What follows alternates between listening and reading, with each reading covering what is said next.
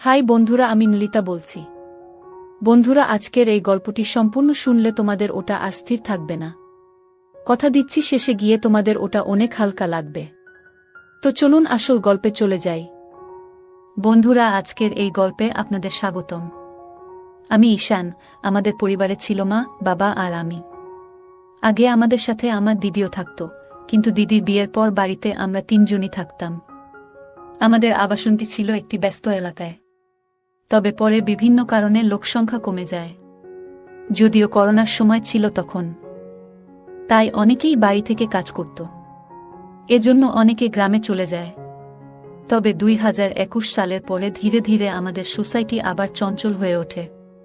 বিভিন্ন উৎসব পুনরায় উদযাপন হতে শুরু করে। আমার মায়ের নাম ছিল মাধুরী। তিনি তার নামের মতোই সুন্দর এবং মুক্ত চিন্তার অধিকারী ছিলেন। মায়ের এক অসাধারণ গুণ ছিল, তিনি যে কোনো পরিস্থিতিতে সঠিক সুযোগের সদ্ব্যবহার করতে পারতেন। তার বুদ্ধি ও কথার ভঙ্গি ছিল অতুলনীয়। কিছুদিন আগেই একটি ঘটনা ঘটেছিল যা আমার জীবনে গভীর প্রভাব ফেলেছে। আমাদের সোসাইটিতে একটি বড় পার্টির পরিকল্পনা চলছিল। আমাদের সোসাইটিতে মোট 10টি বিল্ডিং ছিল, আর সবাই মিলে একসঙ্গে এই উৎসবটি উদযাপনের সিদ্ধান্ত নেওয়া হয়। উৎসবটি ছিল নতুন বছর উপলক্ষে। পার্টির দিন মা একটি উজ্জ্বল লাল রঙের শাড়ি আর স্টাইলিশ ব্লাউজ পরে বের হলেন। তাকে অসম্ভব সুন্দর দেখাচ্ছিল। করোনার সময় মায়ের জীবনযাত্রায় বড় পরিবর্তন আসে। তিনি তার শরীর ও স্বাস্থ্যের প্রতি বিশেষ মনোযোগ দিতে শুরু করেন। প্রতিদিন সকালে তিনি হালকা পোশাক পরে ঘরে বসে যোগব্যায়াম ও প্রাণায়াম করতেন। আমি মুগ্ধ হয়ে মাঝে মাঝে দূর থেকে লুকিয়ে মায়ের এই অনুশীলন দেখতাম। অনুশীলন এর সময় মাকে অনেক সুন্দর আর আকর্ষণীয় লাগত, যা আমার মনকে অনেক প্রভাবিত করত। পার্টির দিন মা ও আমি একসঙ্গে অনুষ্ঠানস্থলে পৌঁছাই। আমাদের সোসাইটির সবাই সেখানে আনন্দে মেতে উঠেছিল। মা ছিলেন খুবই প্রাণবন্ত ও হাসিখুশি। তিনি এই উৎসবের মূল আকর্ষণ হয়ে ওঠেন, কারণ মা সবার থেকে অনেক সুন্দর আর আকর্ষণীয় ছিল সেখানে। আর সাজগোজ করায় তাকে আরও সুন্দর লাগছিল। যতক্ষণ না লোকজন আসতে শুরু করল, পার্টির পরিবেশ ধীরে ধীরে আরও আকর্ষণীয় হয়ে উঠছিল। অন্য মহিলারাও দারুণভাবে সেজেগুজে এসেছিলেন। পুরো জায়গাটা আলো আর আনন্দে ভরে উঠেছিল। কিছুক্ষণ পর ডান্স প্রোগ্রাম শুরু হয়। সবাই একের পর এক মঞ্চে উঠে নাচতে শুরু করল। আমিও নিজের মতো করে পার্টির মাঝে ঢুকে পড়লাম। পার্টির এক কোণে গিয়ে আমি এক বোতল পানীয় তুলে নিই। লুকিয়ে লুকিয়ে পান করতে থাকি। এদিকে নাচের মধ্যে একটা মেয়ের সঙ্গে আমার আলাপ হয়। তার নাম ছিল নেহা। তার হাসি আর কণ্ঠে যেন কিছু আলাদা আকর্ষণ ছিল। সে আমার কাছে এসে কথা বলল এবং এক পর্যায়ে আমাকে প্রস্তাব দেয়। নেহা আমাকে বলল, চলো আমার বাড়ি, আমি তোমার পাশে কিছু সময় থাকতে চাই। আমি তখন এমন অবস্থায় ছিলাম যেখানে আমার নিজের উপর নিয়ন্ত্রণ ছিল না। মন চাইছিল কোনো কিছু নতুন করার। আমরা ঠিক পার্টি ছেড়ে বেরিয়ে যাব, এমন সময় আমার মা সেখানে এসে পৌঁছালেন। মা বুঝতে পেরেছিলেন যে আমি কোথাও লুকিয়ে আছি, আর তিনি আমাকে খুঁজতে খুঁজতে ঠিক সেখানে চলে এলেন। মা আমাকে দেখতে পেয়ে থমকে গেলেন। তার চোখে উদ্বেগ আর কষ্টের ছাপ ছিল। তিনি আমার হাত ধরে বললেন, তুমি কি জানো তুমি কি করতে যাচ্ছ? এই পথে হেঁটো না, জীবনকে নিজের নিয়ন্ত্রণে রাখো। মায়ের কথাগুলো যেন আমার ভিতর গভীর ছাপ ফেলল। পার্টির এক কোণে যখন আমি লুকিয়ে পানীয় পান করছিলাম, তখন হঠাৎ মায়ের গলা শুনতে পেলাম। মা আমাকে খুঁজে পেয়ে ডাক দিলেন। আমি হতবাক হয়ে গেলাম, আর নেহা ভয় পেয়ে চুপচাপ সেখান থেকে চলে গেল। আমি মায়ের দিকে এগিয়ে গেলাম। মা আমাকে দেখে বললেন, এটা কি তোমার পার্টি করার স্টাইল? আমি কিছু বলার আগে মা আমার মুখের দিকে তাকিয়ে বললেন, তুমি কি পান করেছ? তোমার মুখ থেকে তো পানীয়ের গন্ধ আসছে। লজ্জা করে না তোমার? আমি মাকে বোঝানোর চেষ্টা করলাম। বললাম, মা, এটাই আমার প্রথমবার। বছরের এই দিনটা একটু আনন্দ করতে চেয়েছিলাম। মা আমার কথা শুনে শান্ত স্বরে বললেন, আনন্দ করো, কিন্তু এমন গোপনে নয়। যদি কেউ দেখে ফেলে বা জানতে পারে, তবে তোমার বাবার মান সম্মান কি হবে? নিজের কাজের জন্য পরিবারের মানমর্যাদা নষ্ট করো না। আমি প্রতিশ্রুতি দিলাম, মা, আমি আর কখনো এমন করব না। সবকিছু তোমাকে জানিয়ে করব। মা আমার দিকে তাকিয়ে বললেন, সত্যি বলতে, সমস্যা আনন্দে নয়, সমস্যা তখন হয় যখন তুমি লুকিয়ে কিছু করো। যা করছো তা সঠিক পথে করো। আর বাইরের কারো কাছে এমন কিছু করো না যাতে তারা তোমার বা আমাদের সম্মান নিয়ে কথা বলতে পারে। এরপর আমি মায়ের হাত ধরে বললাম, মা, আজকের দিনটা নষ্ট করো না। তুমি এসো, আমাদের সঙ্গে পার্টিতে যোগ দাও। মা আমার কথায় রাজি হয়ে গেলেন। আমরা আবার পার্টিতে ফিরে গেলাম।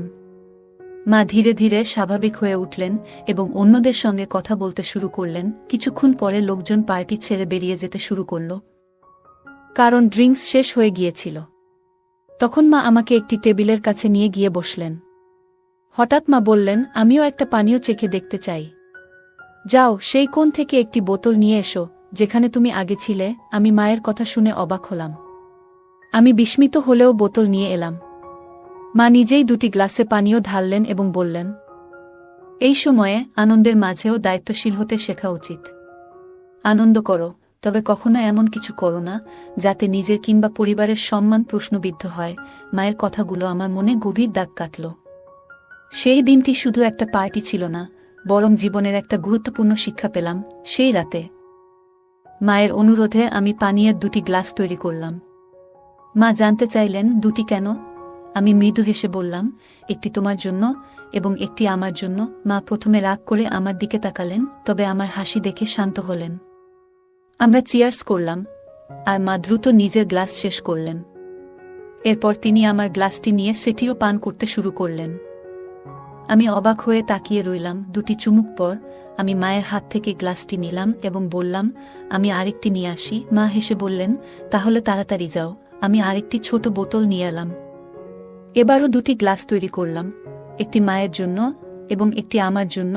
মজার ব্যাপার হলো, আমি তখনও আমার গ্লাস শেষ করিনি, কিন্তু মা ইতিমধ্যে নিজেরটি শেষ করে বোতল থেকেই পান করতে শুরু করলেন। মা পুরোপুরি মাতাল হয়ে গেলেন, আর আমি একদিকে হাসতে হাসতে তাদের সামলানোর চেষ্টা করছিলাম। এরপর আমি মাকে ধরে সোফায় বসালাম। সময় তখন রাত 11:05। একে একে সবাই ছাদে চলে গেলেন নতুন বছরের শুভেচ্ছা জানাতে, কিন্তু আমি এবং মা নিচে রইলাম, কারণ তিনি তখন কিছুটা অসুস্থ অনুভব করছিলেন। আমি মায়ের পাশে বসে নিউ ইয়ার কাউন্টডাউন শুরু করলাম। ঘড়ির কাঁটা 12টা ছুতেই আমি মাকে জড়িয়ে ধরলাম এবং নতুন বছরের শুভেচ্ছা জানালাম। এটি ছিল আমার জীবনের প্রথমবার যখন আমি মায়ের সঙ্গে এত আপন মুহূর্ত ভাগ করলাম।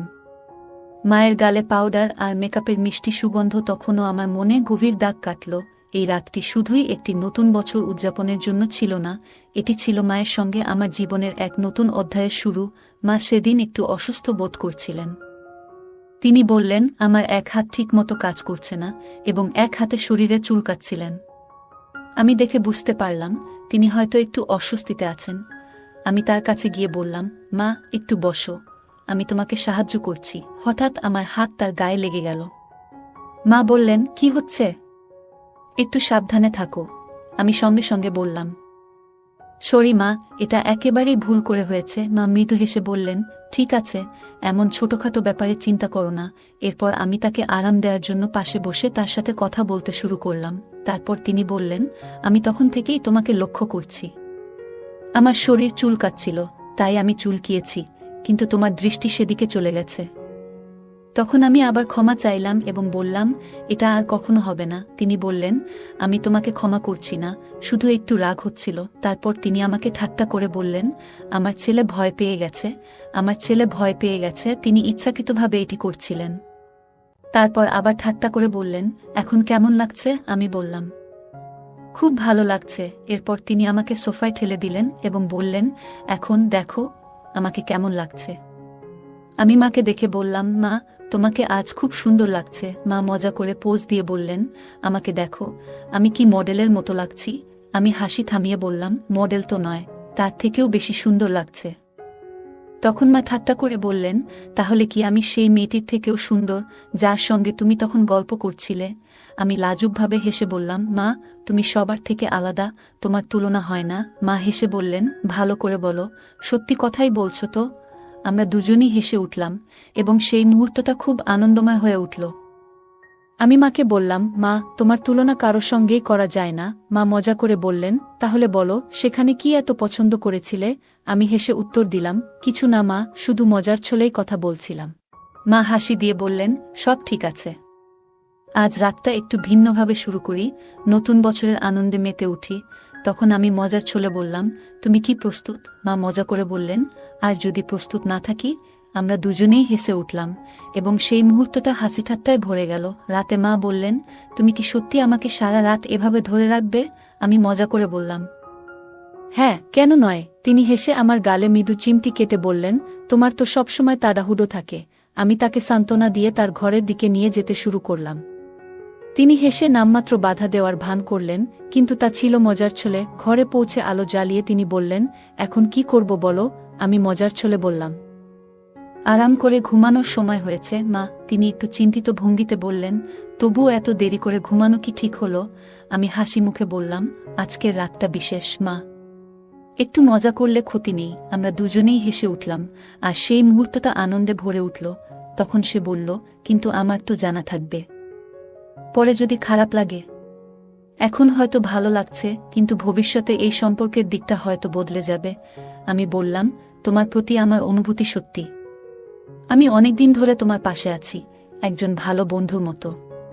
কিন্তু যদি আজ আমরা এই মুহূর্তটাকে হারিয়ে ফেলি, তাহলে হয়তো সবকিছু বদলে যাবে। সে এক মুহূর্ত ভাবল, তারপর বলল, ঠিক আছে, কিন্তু একটাই শর্ত, আজকের পর আর কখনো কিছু আশা করো না। আমি খুশি মনে বললাম, ঠিক আছে, আমি তোমার শর্ত মেনে নিচ্ছি। তারপর সে আমার দিকে তাকিয়ে জিজ্ঞাসা করল, তুমি এমনভাবে দাঁড়িয়ে আছো কেন? আমি বললাম, কিছু না।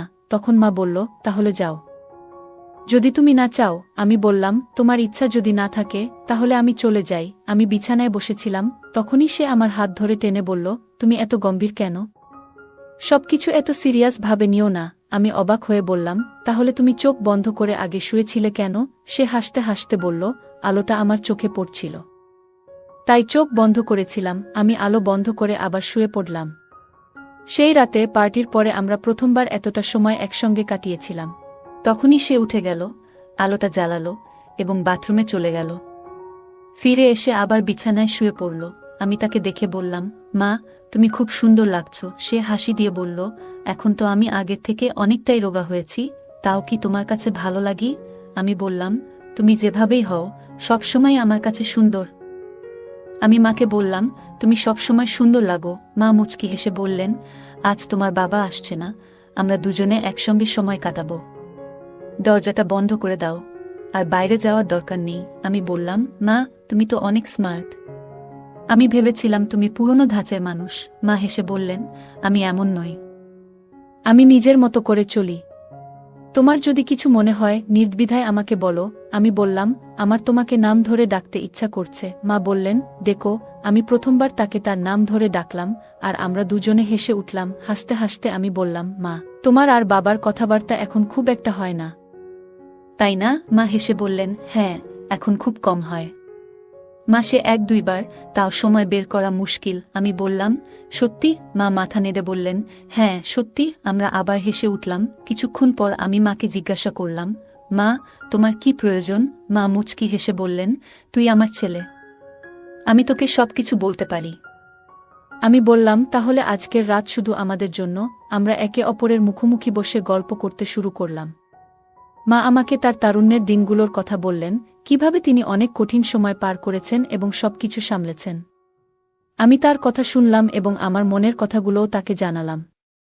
আমি মাকে এমন কিছু কথা বললাম, যা আগে কখনো কাউকে বলিনি। মা গভীরভাবে আমার কথা শুনলেন এবং তারপর বললেন, তুই জানিস আমি তোর জন্য কত গর্বিত। তুই সবসময় আমার পাশে থেকেছিস। আজ আমরা শুধু একে অপরের সাথে সময় কাটাবো। আমি মাকে জড়িয়ে ধরে বললাম, মা, তুমি পৃথিবীর সেরা। তারপর আমরা দুজনে একসাথে বসে গল্প করলাম, পুরনো দিনের কথা স্মরণ করলাম, একসঙ্গে হাসলাম আর মন খুলে কথা বললাম। কিছুক্ষণ পরে মা বললেন, এবার চল, ঘুমানোর সময় হয়ে গেছে। আমি মাকে বিছানায় শুইয়ে দিলাম এবং পাশে গিয়ে শুয়ে পড়লাম। আমরা দুজনে চোখ বন্ধ করলাম এবং একে অপরের সান্নিধ্যের উষ্ণতা অনুভব করলাম। সেই রাতের গভীর নিস্তব্ধতায় আমি অনুভব করলাম আমার জীবনে মায়ের গুরুত্ব ঠিক কতটা। সে সবসময় আমাকে কাছে রাখে, যেন আমি তার জীবনের একটি গুরুত্বপূর্ণ অংশ। আমি জানি তার জন্য আমি ঠিক কি, কিন্তু মাঝে মাঝে আরও ভালোভাবে বুঝতে চাই। পরের দিন সকালে যখন আমার ঘুম ভাঙল, আমি দেখলাম মা এখনো গভীর ঘুমে। তার মুখে এক ধরনের প্রশান্তি ছিল, যা দেখলে যে কারোর মন শান্ত হয়ে যাবে। আমি ধীরে ধীরে উঠে বিছানার চাদর ঠিক করে দিলাম, যেন সে আরাম করে ঘুমাতে পারে। রান্নাঘরে গিয়ে আমি তার জন্য চা বানাতে শুরু করলাম। চায়ের কাপের ভাপ উঠছিল, আর তার সাথে আমার মনে হচ্ছিল আজকের দিনটা তার জন্য একটু বিশেষ করে তুলি। যখন সে ঘুম থেকে জাগল, আমি চা নিয়ে তার ঘরে ঢুকলাম। মৃদু হাসি দিয়ে বললাম, গুড মর্নিং মা, চা নিয়ে এসেছি তোমার জন্য। মা একটু অবাক হয়েও আনন্দিত হলেন। তিনি হাসি মুখে বললেন, গুড মর্নিং আমার লক্ষ্মী ছেলে, তুমি এভাবে আমার জন্য চা বানিয়েছ? এটা তো চমৎকার শুরু। আমরা একসঙ্গে বসে চা খেলাম। সেই দিন থেকেই আমাদের সম্পর্ক আরও গভীর হতে শুরু করল। আমরা প্রতিদিন একে অপরের সঙ্গে আরও বেশি সময় কাটানোর চেষ্টা করতাম। ছোট ছোট বিষয় থেকে শুরু করে বড় চিন্তাভাবনা, সবকিছু আমরা একে অপরের সঙ্গে ভাগ করে নিতে লাগলাম। সেই রাত, যে রাতে আমরা একসঙ্গে এতটা সময় কাটিয়েছিলাম, আমাদের জীবনে এক নতুন অধ্যায়ের সূচনা করল। আমরা দুজনই একে অপরকে আরও ভালোভাবে জানতে এবং বুঝতে পারলাম। সেই মুহূর্তগুলো আমাদের সম্পর্ককে আরও দৃঢ় করে তুলল। তো বন্ধুরা, এটাই ছিল আজকের ছোট্ট গল্প। এমন আরও গল্প শুনতে চাইলে কমেন্টে জানাও। গল্পটি আপনাদের কেমন লাগলো কমেন্ট করে জানাতে ভুলবেন না। আর যদি গল্পটি ভালো লেগে থাকে তাহলে অবশ্যই লাইক করুন এবং আপনার বন্ধুদের সঙ্গে শেয়ার করুন। এমন আরও আকর্ষণীয় গল্পের জন্য আমাদের চ্যানেলটি সাবস্ক্রাইব করুন এবং বেল আইকনটি ক্লিক করতে ভুলবেন না, যাতে আমাদের কোনো গল্প মিস না হয়। ধন্যবাদ।